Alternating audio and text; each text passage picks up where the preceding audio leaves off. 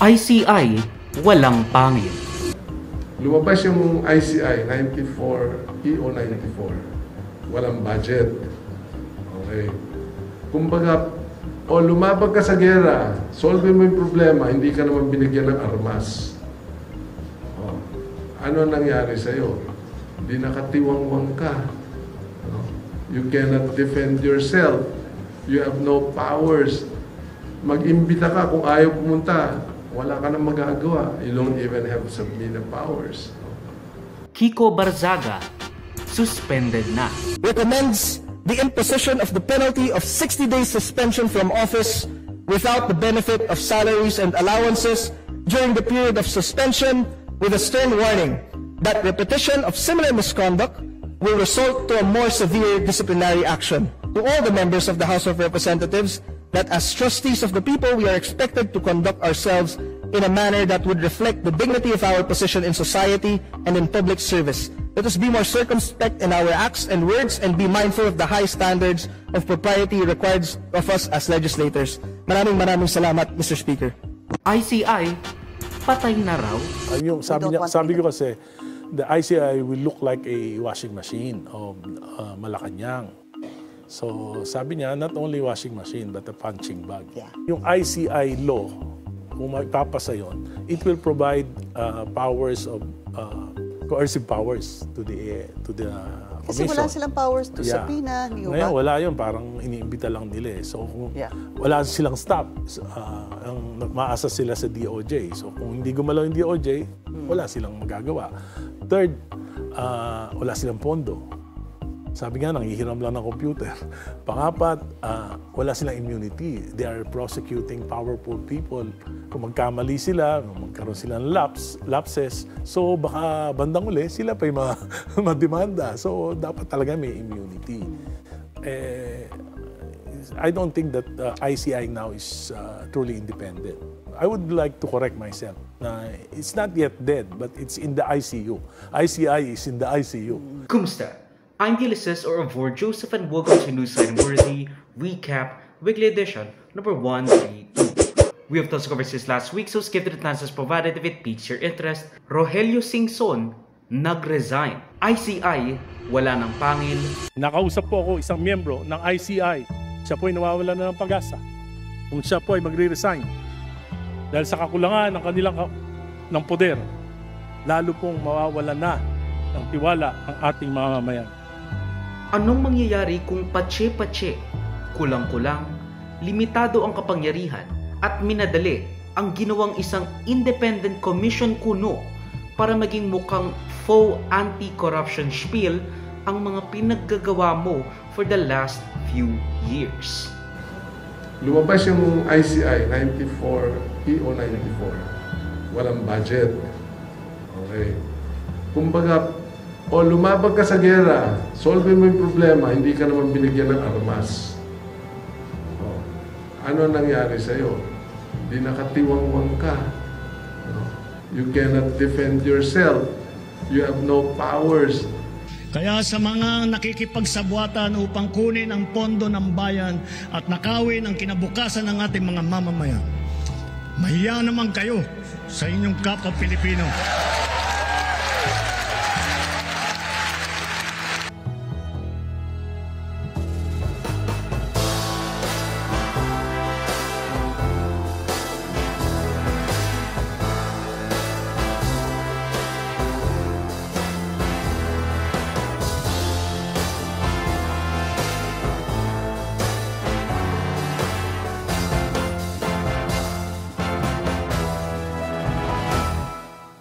Nayumot na at hindi na raw kaya ng 77-year-old na si dating DPWH Secretary at ICI Commissioner Babes Singson ang bigat ng mga gawain sa pagpapanagot at ang mga nakaatang na responsibilidad sa trillion peso flood control scheme at iba pang infrastructure projects. Lumabas yung ICI 94, EO 94. Walang budget. Okay. Kumbaga, lumabag ka sa gera, solve mo yung problema, hindi ka naman binigyan ng armas. Ano nangyari sa'yo? Hindi nakatiwangwang ka. You cannot defend yourself. You have no powers. So I hope, and I wish that people will understand the reason for my resignation. Just to put the record on straight, I have submitted my irrevocable resignation which takes effect December 15. Wala rin daw pangil ang ICI sa pagpapanagot ng mga higanteng opisyales na sangkot sa korupsyon, particularly regarding mga infrastructure projects. Tulad na lang ni The Name Who Cannot Be Named, anak ng presidente, at marami pang nasasangkot sa alleged flood control scandal kasi nga hindi mo mapatawan ng contempt order. O kaya naman, warrant of arrest or at the very least, summons. Mag-imbita ka kung ayaw pumunta, wala ka nang magagawa. You don't even have subpoena powers. Gusto mong wag paalisin ang isang tao. We don't have that. We have to go to court for a whole departure order. O ano nangyari? Nakaalis. Sisisihin pa kami doon. Punching bag ka na naman. Ba't hindi nyo pinigilan? Wala nga kaming power to stop that guy from leaving. That's what I mean.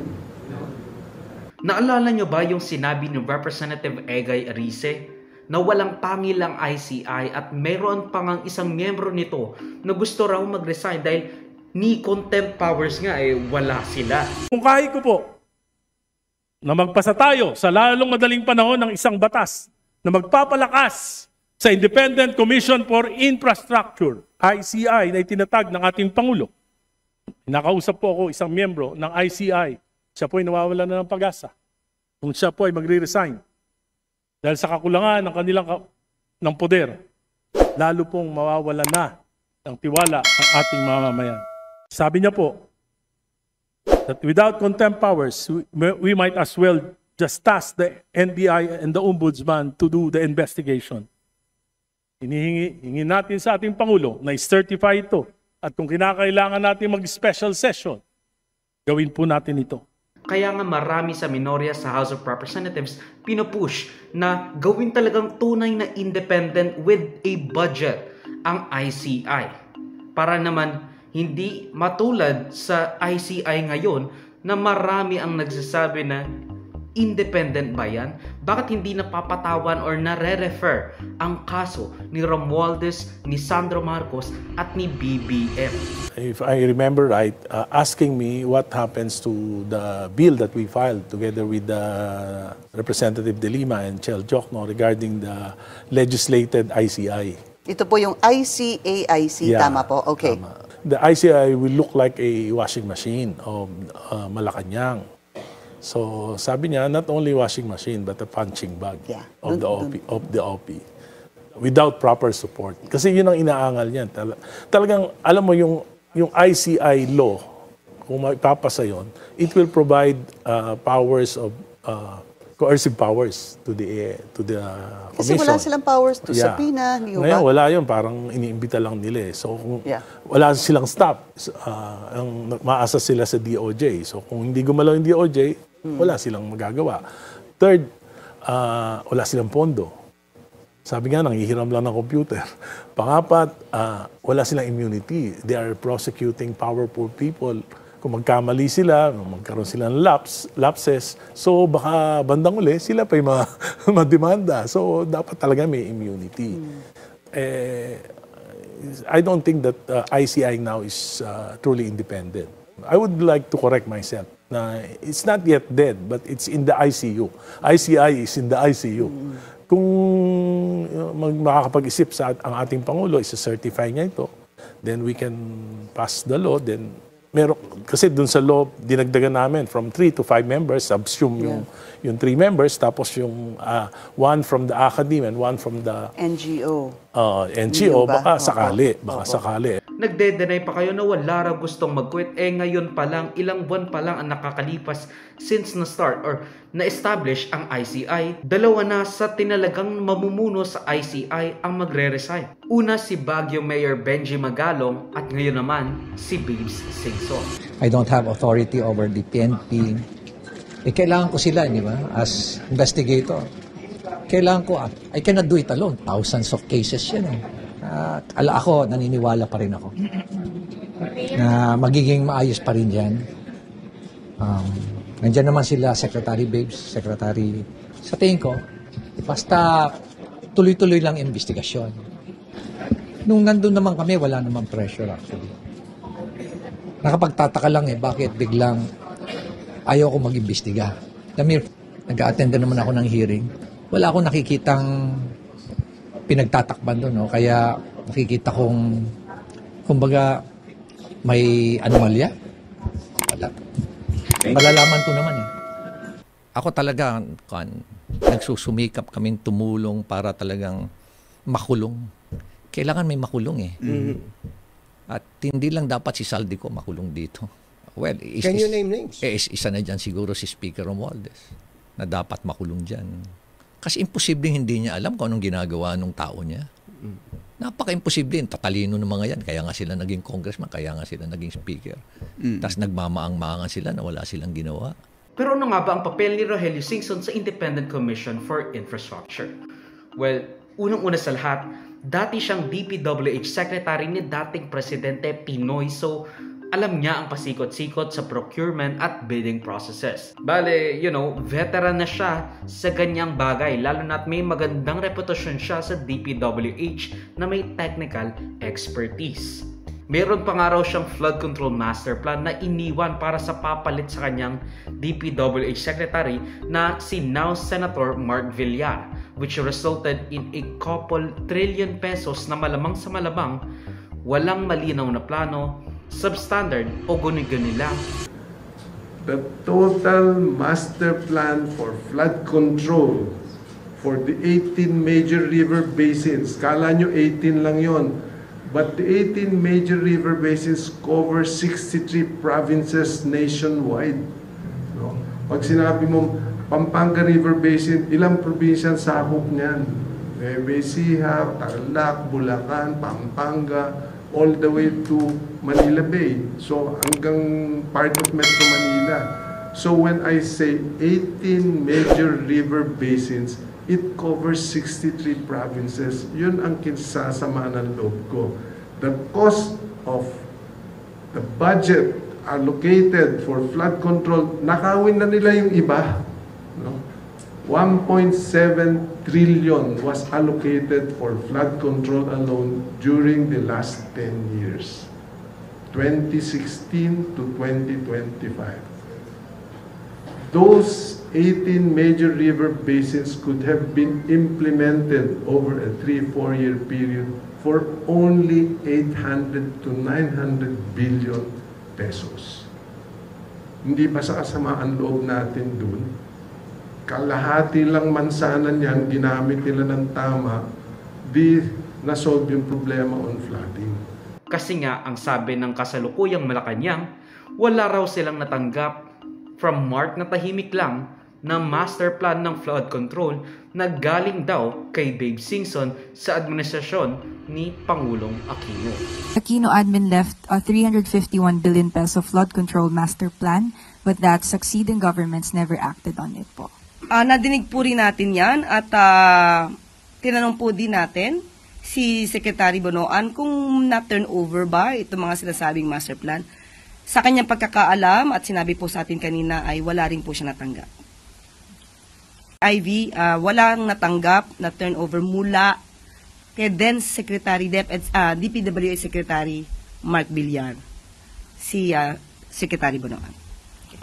Now, ang sabi ni DPWH Secretary Vince Dizon, aside from personal reasons at talagang stressful ang trabaho ng pagiging ICI Commissioner, idedeboto raw ni Singson ang oras sa pagtulong sa DPWH para ma-implement nito yung mga proyekto efficiently and effectively, which is honestly a welcome remark. Lalo na at siya talaga yung at the very least hindi ganoon nabahiran ng korupsyon. Kasi nga, he was under Pinoy. Alam mo, yung nag-usap na kami ni Sec Babes, no? About it, and you can ask him na lang yourself, pero ang sinabi niya sa akin, nung sinabi nga niya na may plano na siyang magbitiw for personal reasons, gusto na niyang i-devote yung kanyang expertise sa pagtutulong sa DPWH sa pag-implement ng mga project ng tama. Specifically, ang sabi niya sa akin, gusto niya tulungan si Presidente sa pag-implement nung 18 Major River System Master Plan, no, for flood mitigation, na sinimulan niya nung siya DPWH Secretary, na unfortunately hindi na implement.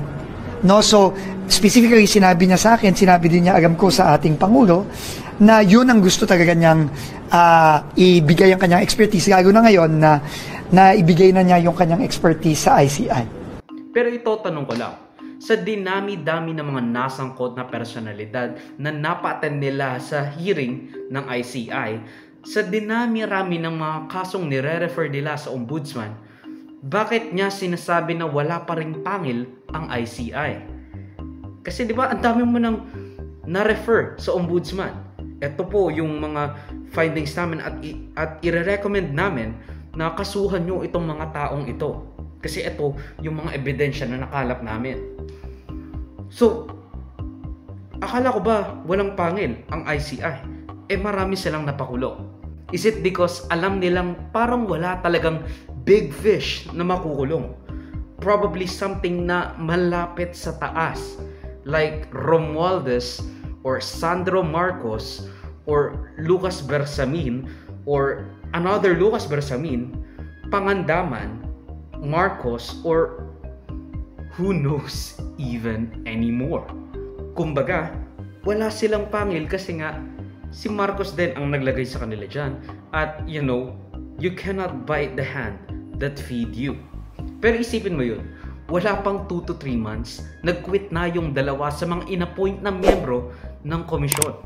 Nung una si Benji Magalong, isa lang ang tinutukoy, si House Speaker Martin Romualdez. Wala tayong magagawa.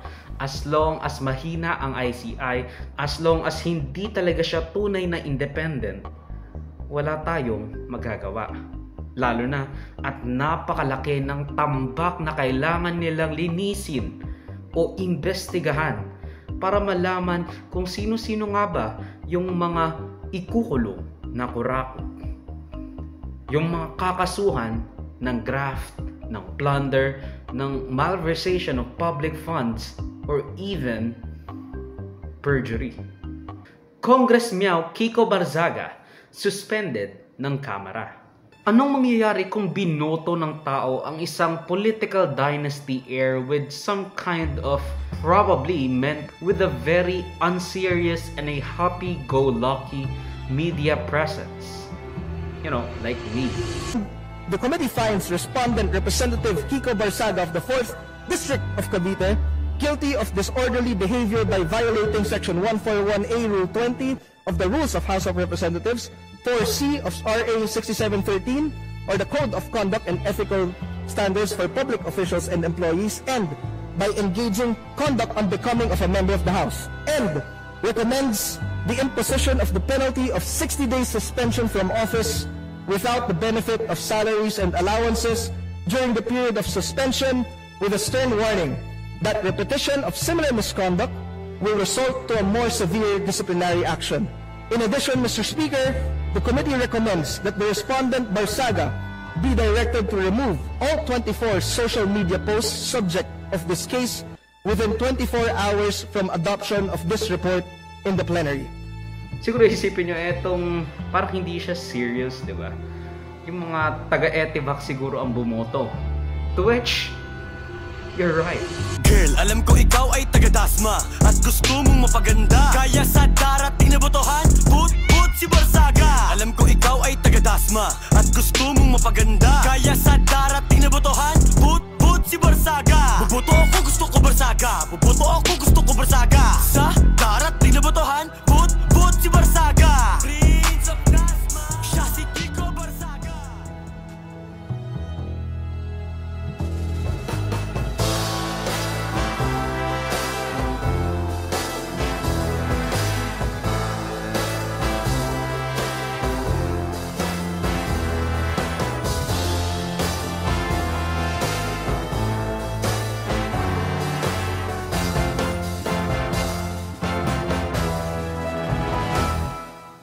Sinuspindi na si Dasmariñas Representative Kiko Barsaga dahil sa hinaharap niyang complaint over his social media posts. Yes, you heard that right. Social media posts. Now, hindi ako fan ni Barsaga, pero this is stupid. Now, this all started nung lumabas siya sa kanyang partidong NUP over allegations which, turned out to be true kasi nga kumampanya siya na paalisin si Romualdez sa pag-speaker. Bagito ka tapos gusto mo agad maging House Speaker ka. But me, I'm a very open person. I'm telling this now. I'm going to take Speaker Romualdez's speakership, and I hope Majority Leader Sandro Marcos won't hold it against me or won't stand in my way. Thank you, everyone. Wait lang, medyo kinakabahan pa ako. Okay, game. After then, and a few social media posts later, House Deputy Speaker Reynaldo Puno filed a complaint, an ethical complaint, over potentially inciting violence at even sedition made by our Congress Meow, Kiko Barsaga. Kasi nga sinabi niya sa Facebook page niya, pwede bang magdala ng airsoft gun ang mga rallyista dahil lugi naman sa mga polis na may dalang tear gas, tunay na baril at riot shield sa kinakasang protesta sa Luneta at EDSA and even Mendiola noong September 21. Which is, tame. Kumbaga, wise pa nga yung pagsabi niya na airsoft at hindi tunay na baril ang idala. Pero that's besides the point. Talagang parang snowflake ba ang mga nasa Kongreso? He also alluded to na kung susunugin man ang batasang pambansa kung saan nakalagay ang Kongreso and, congressmen, senators, bigyan sana sila ng oras para ma-evacuate ang mga workers at mga importanteng dokumento, expressively omitting the congressman. He also sarcastically posted na huwag niyo sunugin yung House of Representatives dahil may privileged speech pa ako sa Lunes. But it's funny. I'm not a fan of his, unserious demeanor, pero that's funny and I don't think that's really inciting violence. He didn't call for we're gonna march down to the Capitol and we're gonna big beautiful march and he's not Trump. Now it is up to Congress to confront this egregious assault on our democracy. And after this, we're going to walk down, and I'll be there with you. We're going to walk down. We're going to walk down anyone you want, but I think right here we're going to walk down to the Capitol. And we're going to cheer on our brave senators and congressmen and women.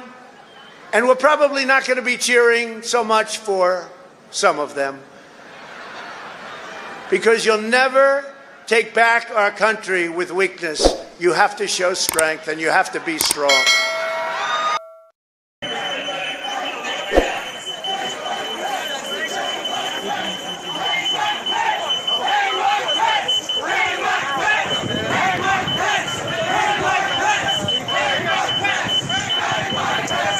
It's also around this time na he pivoted from a kabataan darling to a DDS darling dahil nag-umpisa na siyang umepal sa talking points ng mga Duterte as he jumps ships away from the lame duck BBM to the soaring Sara Duterte, yung Agila, possibly to fetch some support from the DDS camp. And even yung mga kakampings and the progressives actually like this na inaatake niya si Romualdez. He made so much noise na even Sara, his, probably hero, was asked kung pakawala ba ng kanyang pamilya si Barsaga sa sobrang ingay at paepal niya na para bang bara-bara, parang populist, katulad ng, you guessed it, tatay niya, and even siya, and buong pamilya nila.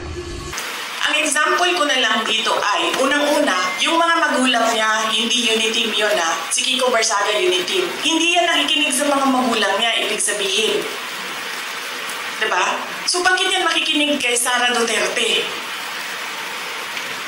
So no, I do not control Congressman Kiko Barsaga. He is his own person, he has his own principles, and he has his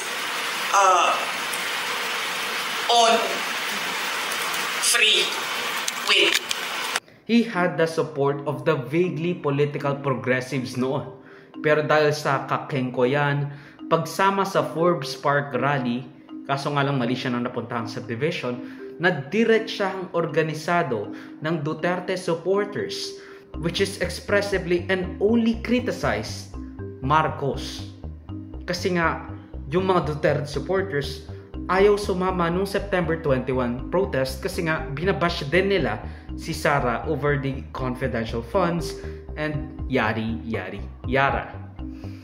Nainis pa nga sa kanya yung mga DDS vloggers kasi nga bigla ring umalis. Sinabi niya, I will die fighting for my country. Tapos umuwi siya, naglaro ng video games. Tapos so sa akin, Kiko Barsaga, since nagsasalita ka naman, itodo mo na. Samaan mo ng aksyon. Kasi kung puro salita ka lang din, wala kang pinagkaiba sa mga kasamahan mo dyan sa Kongreso. Naintindihan mo? Sa sobrang late niya sa paglalaro ng video games, hindi siya naka-attend sa ethics committee hearing na final laban sa kanya. But why were you late, sir? Why were you late? We're very busy last night. About, sorry? I was just playing games on my computer. That's why you were late po. And Yes. weren't able to attend your ethics. Yes. Okay. Na-late siya sa hearing niya ngayon kasi nag-computer game siya daw nung gabi. Yung gabi na rin yung may rally. So, ibig sabihin, dumaan ka ng rally, nag-meow-meow ka, tapos umuwi ka, nag-computer ka na lang. Tapos yung mga estados mo, Marcos will have no choice but to declare martial law. Nang nagkakaroon kasi nung mga panahon leading up and around the days of the protesta ng mga leading reformist figures, yung mga kakamping, pumili na sila ng Vico Soto from Pasig. And you know, kahit na ganyan si Barsaga, they're kind of claiming him, pero not in an arm's length, basically. Pero, you know, the DDS concocted a Unipink Force team-up raw for the 2028 laban sa puwersa ni Sara. Tapos, pinasaringan pa ni Barsaga si Vico Soto na mga diskaya lang daw ang kaya niyang i-criticize. Mga diskaya lang ang kaya niyang habulin. Pero yung mga Romualdez, hindi. Kasi nga, pinalitan ni Lacson si Marcoleta as the Blue Ribbon Chairperson na nag-iimbestiga sa flood control scam at tito niya at even ninong niya, si Tito Soto. Tito Soto, hindi. Bads yan. Bakit?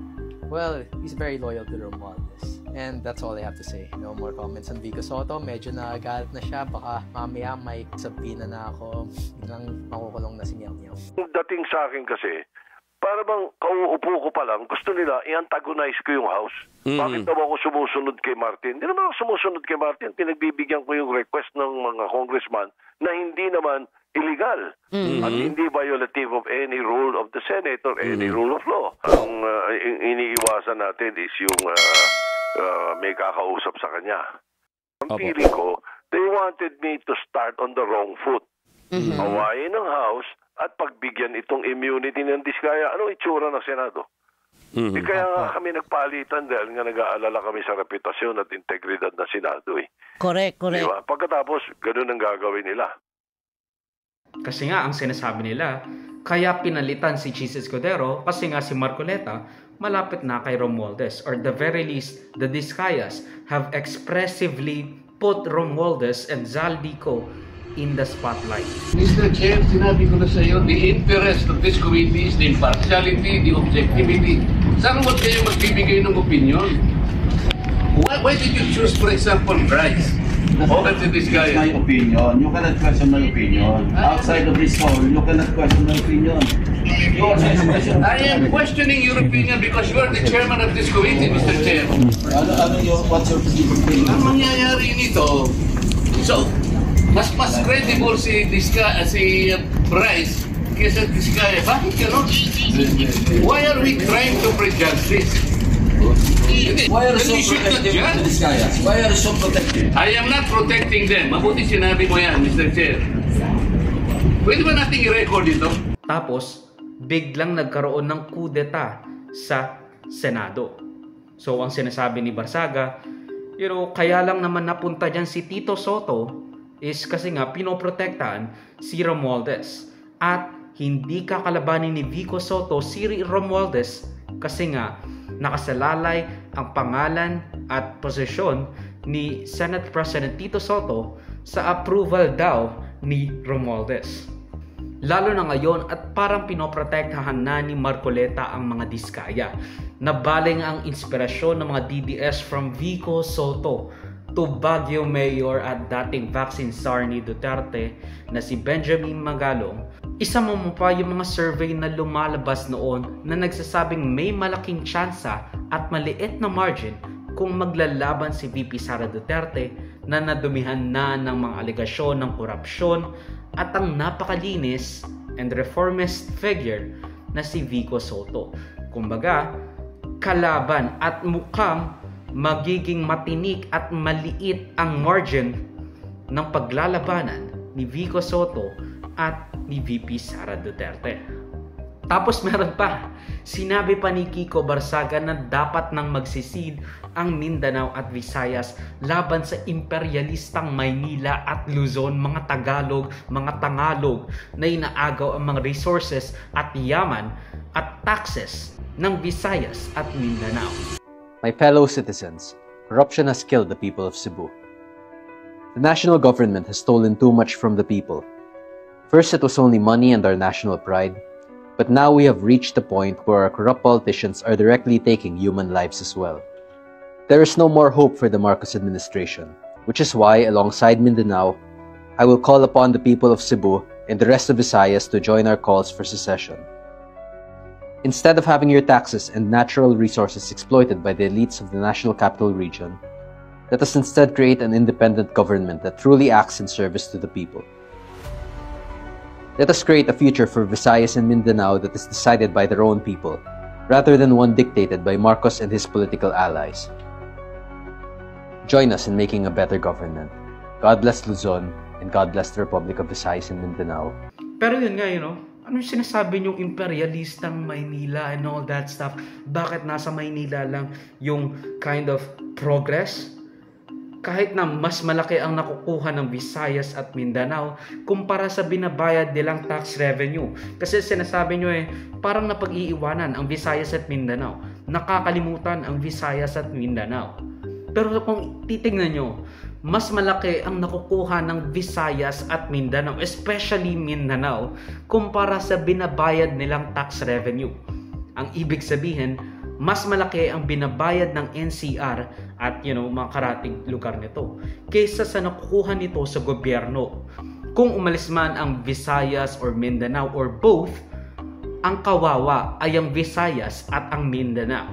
Even more so Mindanao kasi nga maraming political and economical struggles na nasa Mindanao, lalo na at hotbed siya for terror and, to be honest, much more politically entrenched dynasties. Basically, sinusubsidiyihan ng Luzon, particularly just NCR, Central Luzon at Calabarzon ang bumubuo ng mahigit 60% ng GDP natin. Compare mo yan sa less than 50% ng tao na nasa Pilipinas. At isa rin yan sa mga talking points ng mga Duterte. Kaya nga sinasabi ko sa inyo adjacent si Barsaga sa mga Dutertes, or the very least gusto niya ng boto or ng suporta na nakukuha ni Vico Soto from the Kakampings pero from the Duterte supporters. Kasi ganun naman talaga sinasabi, kaya nga ang sinusulong nila federalismo kasi nga daw masyado raw malaki ang hawak ng Maynila sa buong bansa. Sa federalismo raw each one or each province for themselves. They just don't realize na marami sa Mindanao, Visayas, and even parts of Luzon is subsidized by the population at economic activity na nasa Maynila. At kung isipin natin yung GDP share ng NCR at ng Luzon, or ng even just NCR, Central Luzon at Calabarzon, kulang-kulang sa binibigay nilang pera. Kumbaga, they give more than what they receive kumpara mo sa Mindanao or Visayas or even Luzon na malamang sa malamang nakakakuha ng mas marami kaysa sa mga tax na nakokolekta ng gobyerno. Pero I'm getting off topic, and to be honest, ang totoong rason kung bakit talaga may ganyang disparity is the provincial rate. Lalo na yung, yes, I admit, uneven economic development na talagang nauuna yung Maynila sa development ng kanilang mga infrastruktura. Pero kung isipin natin, yung infrastruktura dito sa Maynila, walang kwenta. Tignan mo sa mga capital city, marami ang linya ng tren. Pero sa atin, ilan? 3? Tapos, iilan lang ang mga bagon? So, hindi kalaban ang Maynila. Ang kalaban, yung mga binoboto, yung mga presidente, yung mga walang pake, at binibigay lang yung bare minimum, and hindi nga bare minimum, yung 3 linya ng riles, ng roads na to. Kasi hindi naman talaga Maynila ang problema. Hindi kalaban ng Visayas o ng Mindanao ang Maynila o even Luzon. Kasi ang kalaban, yung mga hinahalal natin sa pwesto na walang pake sa infrastructure na pangkalahatan. Yung talagang wholesale ang pag-improve ng ekonomiya. Kahit nga si Aquino, kahit na mataas ang GDP growth rate natin sa kanya, yung average, kinikriticize kasi nga sino ba ang pinakamalaki or pinaka-naapektuhan ng growth ng Pilipinas? Di ba yung mga mayayaman lang din? Yung mga politiko na contractor din, yung mga politiko na may businesses din. So hindi kalaban ng Visayas o ng Mindanao ang mga Tagalog. Hindi kalaban ng Visayas at Mindanao ang Luzon, at mas lalong hindi kalaban ng Visayas at Mindanao ang NCR, Calabarzon at Central Luzon. Lahat tayo nagdudusa sa mga pinaggagawa ng mga ukinab na nasa pwesto. Ito lang naman ang tanong. Deserved ba ni Kiko Barzaga itong suspension? Probably. You know what? Definitely. Pero ano ang pinapakita ng House of Representatives sa ginagawa nilang ganito? Inaatupag nila yung mga social media posts nitong bagitong Nepo baby na talaga kung isipin natin has no business being a congressman. Pero yung mga hinaing ng mga mamamayang Pilipino, wala silang pake. Or at the very least, they are slow to respond. Yung calls for a higher wage, hindi marinig-rinig. Reforma sa sistema ng politika at ekonomiya fell on deaf ears. Kasi nga ang inatupag nila, yung surprise, si Kiko Barzaga. Sure, deserve niya na masuspend sa House of Representatives. Pero siya ba dapat yung uunahin natin? Their priorities and attention does not align with the people's demands of accountability, transparency, and honesty. Let he who does not have sin or ethical misdemeanor graver than him cast the first stone. Yung marami dyan, ang laki ng nakurakot. Yung iba siguro dyan nakapatay na. O kaya naman naging dahilan ng pagkamatay ng ibang tao. Nakapag-exploit ng workers. Nakapag-exploit ng voters. Nakapag-exploit ng kanilang constituents. Pero bakit si Barzaga lang, di ba? Bakit si Barzaga lang ang na-filean ng ethics complaint? Kasi, and this is not DDS talking, especially me. Hindi ako DDS. Pero syempre, pinapatahimik nila si Barzaga. Asungot, maingay, at madalas childish. Kumbaga, hindi siya ganoon ka methodical. Hindi siya ganoon ka safe sa mga pinagsasabi niya.